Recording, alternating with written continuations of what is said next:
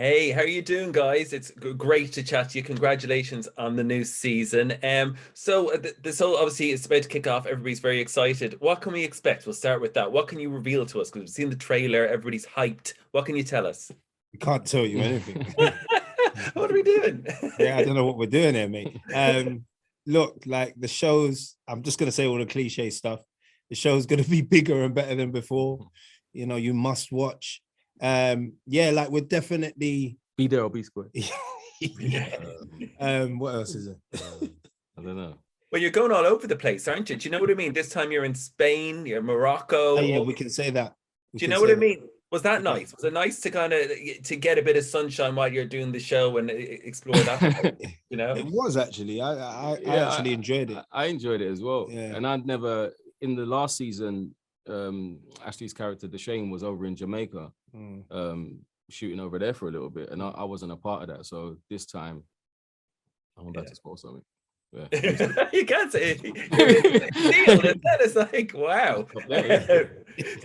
Since the launch of the show back in 2011, I mean, this show has had an unblinking, I suppose, look at the drug trade in inner London estates. But yeah, even though the show has resonated internationally, it feels it's not just the people that are depicted that watch the show. Everybody watches the show. I watch the show. Why do you think it has that universal appeal? Do you know what I mean? Were you expect it always to do so well?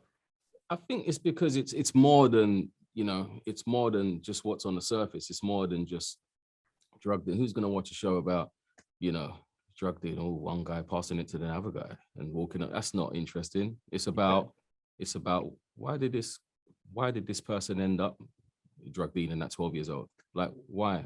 Well, why does he never go home? Where are his parents? You know what I mean? What trauma is he dealing with? Like, it's all of those themes that are within the show that actually humanize these people and keep you engaged, because it's just not about, the car chase or it's way more than that. And I think that's what the good shows do. And that's what we try and do as characters, is just make this feel as true as possible. You know what I mean? And everyone, no matter, guys on the street doing what they do, they are people at the end of the day. You might not agree with all of their decisions, but they are people. We want to show you why they are the people that they are. Yeah. And before this went to Netflix for the first season on Netflix, I believe everybody was asking you guys, when is the show coming back? When is the show coming back? And I was wondering, did it get so annoying to the point that you were like, come on, bring it back? I believe even Noel Gallagher at some point said to you, one of you, first thing he said was, when's Top Boy coming back? Was it one of those shows that just wouldn't leave you after the first two seasons? Say that again, sir. Was it one of those shows that just wouldn't leave you after the original two seasons? Yeah, 100%. Bro, look, we've had to live with this show on our backs since it started. Basically, since it come out, it's had like a cult following, that has been dedicated and die hard for it.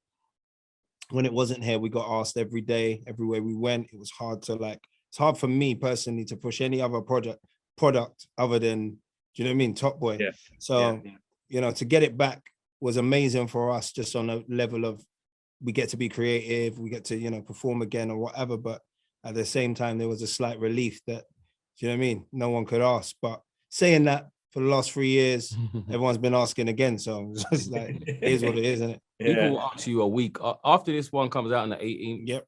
About the 24th, people are gonna be, yeah, when's the next one?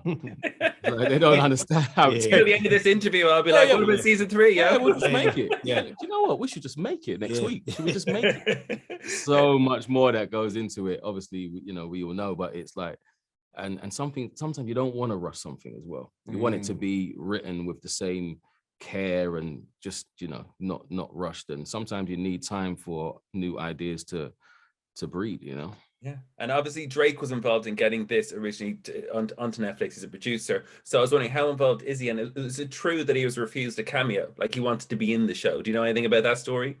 Ash can talk to you about that bit, but in terms of the other thing, it was just great. Like loads of people that we admire for all different lines of work. Him being one of them, were just fans of the show and just and shared the fact that they were. With him, it went a little bit further because he really wanted to see how he could, do something to help bring it back. And when he spoke to the guys at Cowboy and then, got them to speak with Netflix, he really played his real part then. So it's not about Drake being on set, you know what I mean, saying do it like this, do it like that. It's like, it's not that. He's done his, you know, his part and deserves credit for that. But there is a big team that put together this show. So yeah, like Ronan, the writer, and you know, Charles and Ali from Cowboy, and the whole Netflix team, and the cast, and like many others, you know what I mean? So I wouldn't want to just, you know, credit one person. Okay. Well said. Well said. Well, listen, guys, I have to wrap. Thanks so much for talking to me. Congratulations on the new season. Take care, man. That's one. See you later. Cheers.